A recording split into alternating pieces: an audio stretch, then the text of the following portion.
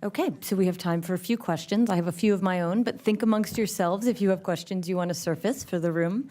I want to revisit the idea of outmigration because I think we all understand the threat of the loss of human capital. And we've talked a little bit about what happens if the schools close, what happens if there aren't sufficient jobs. But one thing we haven't talked about is the housing crisis and the impending moratorium or lifting of the moratorium on foreclosures, which is March 19th. And I'm wondering, are there steps right now that could be taken to extend the moratorium, or is there something else that can be done right now to ensure that on top of everything else that Puerto Rico is having to face right now, that we don't see an immediate loss of housing in the imminent future? Who are you asking? I'm asking any one of you. I'll go ahead and jump in. I don't have the hard data in terms of looking at the moratorium. I will say that with respect to the housing crisis, people in the U.S. are very familiar with, there was a housing crisis, and over time, though, a lot of housing values have recovered. Puerto Rico also went through a housing crisis even then, and those housing values did not recover. Unfortunately, then that is leading to issues of people who are defaulting, and some people, when they're moving to the mainland, are just leaving their properties behind.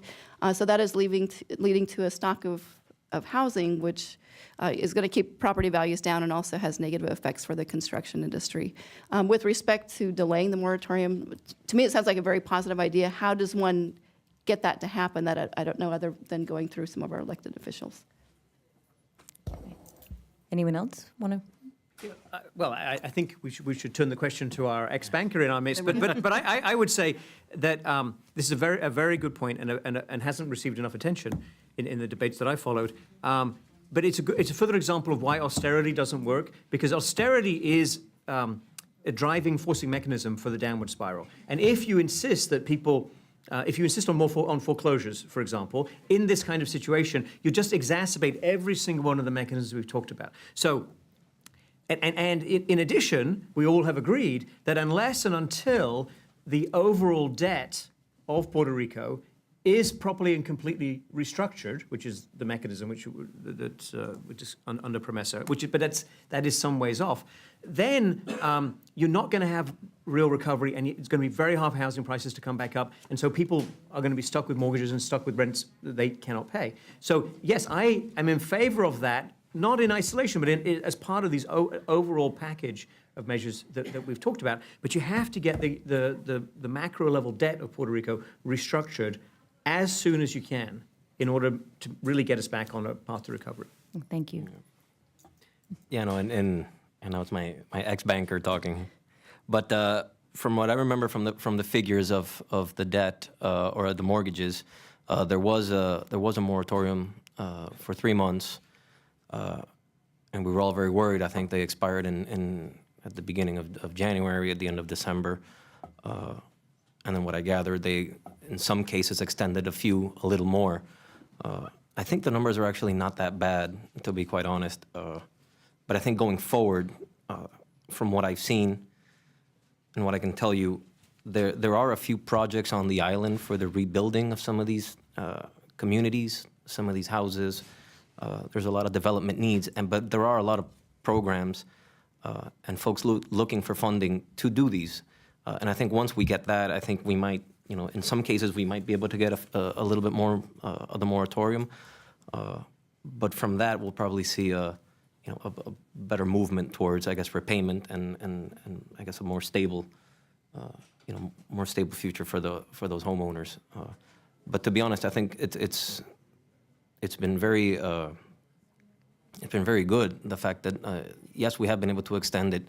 I think the main issue was with some of the GSEs, the loans that were coupled with, the GSEs, it was hard for us to restructure some of those loans, but we were able to do it, and now it's actually, the numbers are not bad at all.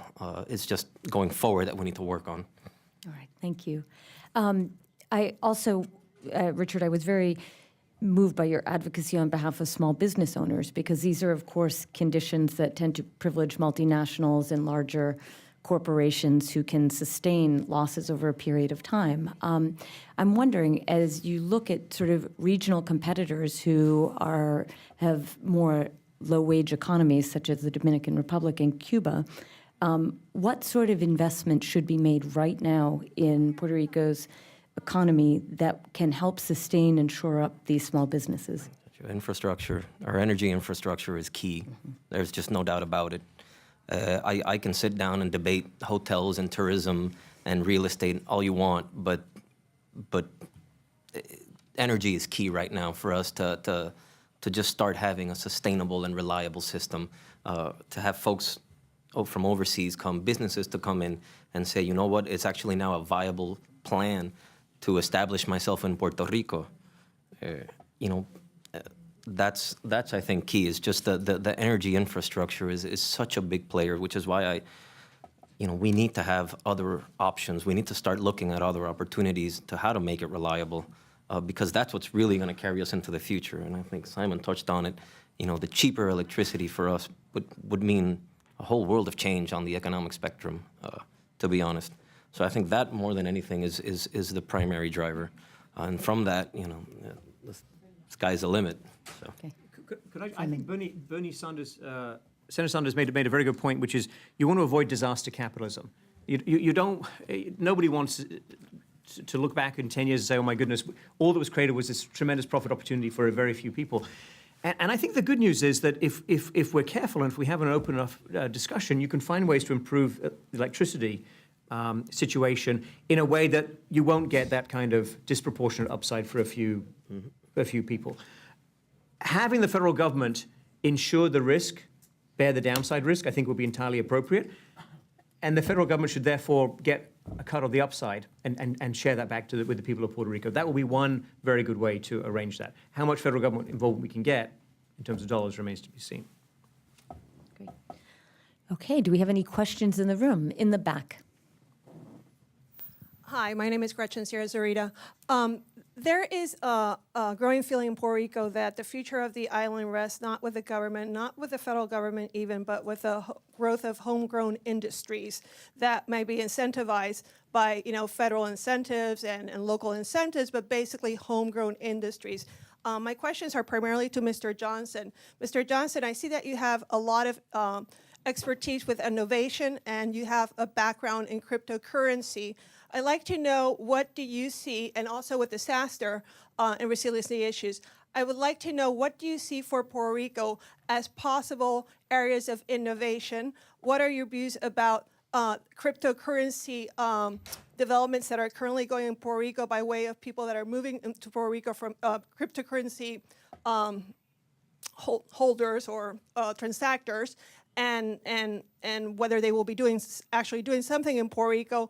And finally, we all know Governor Rosselló is an MIT graduate, and we know MIT has expressed some interest. What type of steps is MIT willing to take in the area of innovation, cryptocurrency, or whatever, energy grids, whatever other areas MIT has expertise on? Thank you. Sure. So I'm not here representing MIT, but I can tell you that I have plenty of colleagues and students who are working on projects, including on the electricity side, including on the social media side, including on the working with people in Puerto Rico. And it's already been discussed that there's great engineering talent in Puerto Rico. And so finding partnerships and developing those, I'm very open to ideas and suggestions. If you want to talk to me afterwards, I will connect you with people at MIT who really seriously want to work very hard on this. With innovation, I think it's always hard and a little bit dangerous to predict precisely which sector or which business is going to thrive, including this kind of situation. I would say create the conditions for it. Electricity, human capital, absolutely critical. Technical partnerships.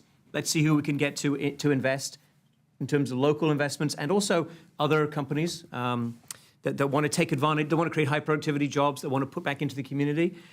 I think the cryptocurrency angle you mentioned is intriguing. It is not uncomplicated, and I'm happy to discuss that offline with anyone.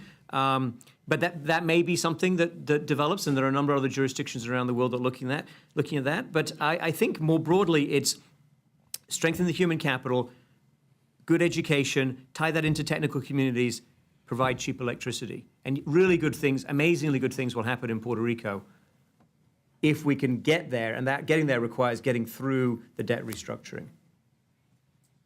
That's great. I think we have time for one more question in the room. Right here, sir. Hi, my name is Michael Taylor. I'm representing the Senate. Thank you.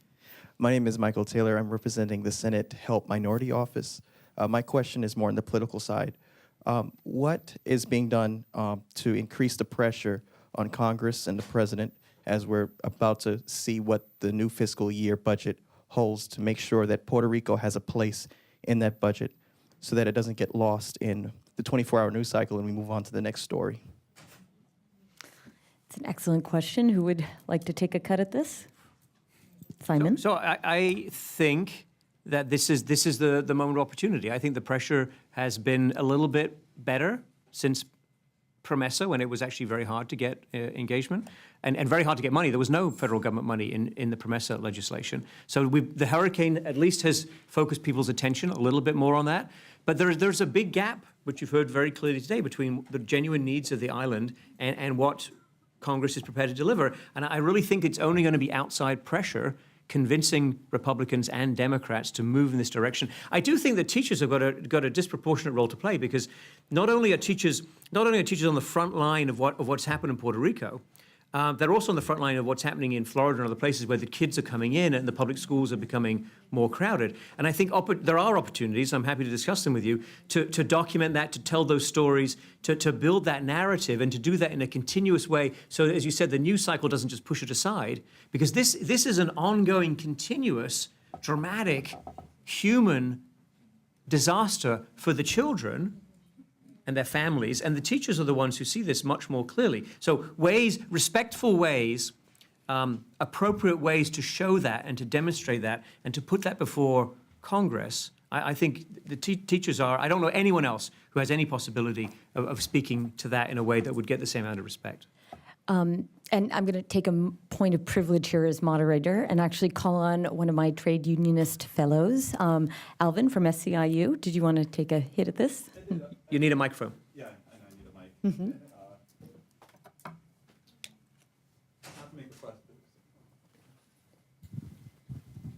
Thank you, Michelle. I don't have a question. I just want to make a point. Just, AFT and also SEIU have been very involved, not just on the front lines in Florida and Puerto Rico, but also very much in the courtroom. And so the only small point I want to make is we've talked a lot about the fiscal plan, and the fiscal plan sets what happens in the courtroom.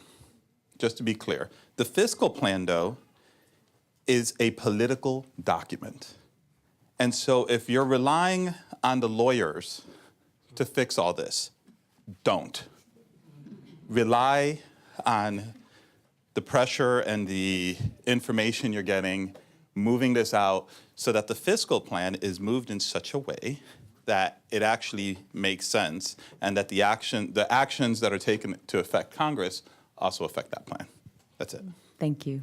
And I will say that a number of my fellow unions who are here in the room and also not here today have been aggressively involved in making sure that we are surfacing the needs and the issues and the concerns of our affiliates and members on the island so that we can then use our leverage as national organizations to, I oversee our government relations and political departments, and I know that both have worked into their plans an aggressive defense of the interests of the people of Puerto Rico, and we will continue to do so. We are also looking at very sharp political operations through the year to make sure that people who have since out-migrated or people who are a long part of the diaspora community are fully aware of what the pressure points are, who they need to be contacting, and where the log jams are. With that, I think we have to wrap it up. I want to thank each of you. This has been an incredibly interesting discussion, and I think that there are real rays of hope amidst the challenges, because there is clearly some steps that could be taken which could impact the outcome for Puerto Rico today. So thank you very much. Thank you.